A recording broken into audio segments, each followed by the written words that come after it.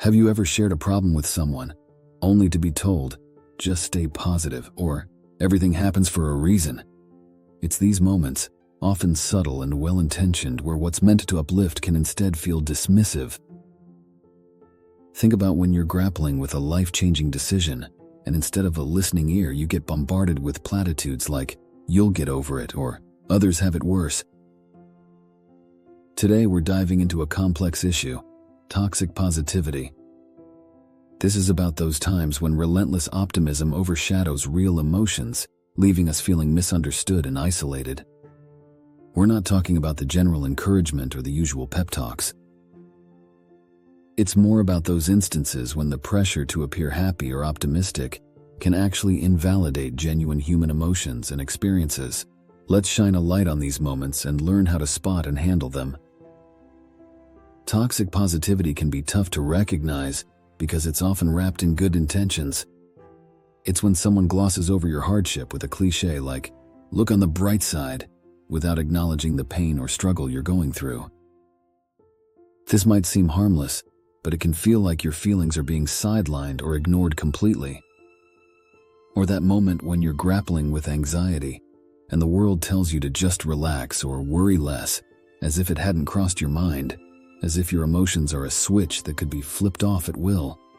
Have you ever opened up about feeling overwhelmed at work only to hear, "At least you have a job"?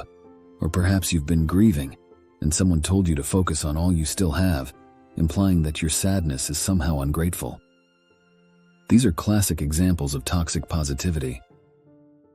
They create a space where you start doubting whether your emotions are valid, pushing you into a corner where you might begin to bottle up your true feelings.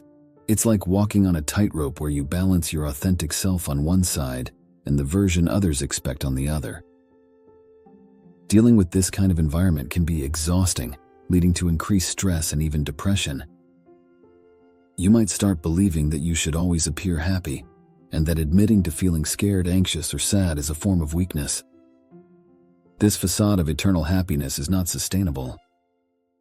It's a mask that hides the real you, and maintaining it can be incredibly draining. Acknowledging this is empowering. It's the beginning of reclaiming your emotional authenticity.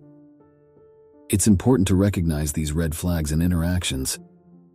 If you often feel worse after someone brushes off your concerns with a positive spin, that's a sign to reassess the dynamics at play. Think of the friend who, instead of offering a shoulder, gives you a slogan, or when you're standing in the ruins of a personal project and all you get are reminders to be grateful for the experience. It starts to sting, doesn't it? This isn't just about finding a silver lining. It's about seeing your struggles as they are and not just as they should be. Start by keeping a record of moments when you feel dismissed by excessive optimism. Writing these down can help you identify patterns that you might miss otherwise. But figuring this out doesn't have to be a solitary journey. Talking to friends who understand, or a counselor, can be a game changer. They can offer a fresh perspective and remind you that it's okay to not be okay. Plus, they can provide that moral boost to trust your gut feelings about what you truly need to hear and express.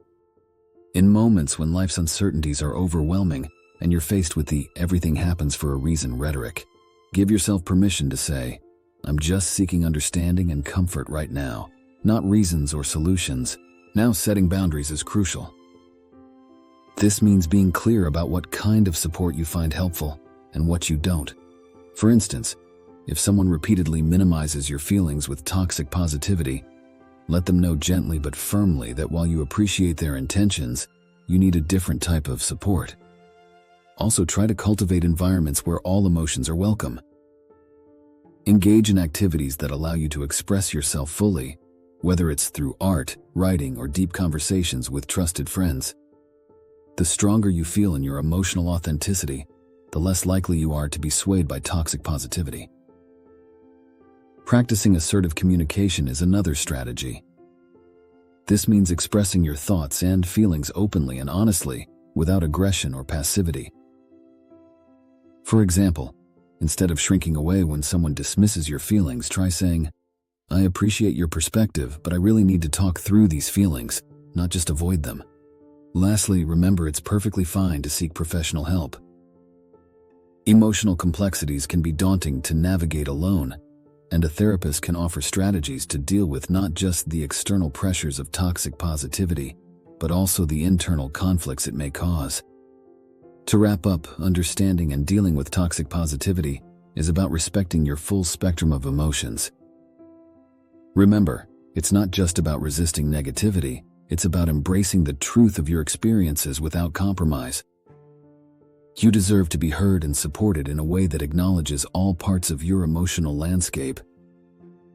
In the search for genuine, supportive relationships, it's okay to step back from interactions that diminish your feelings.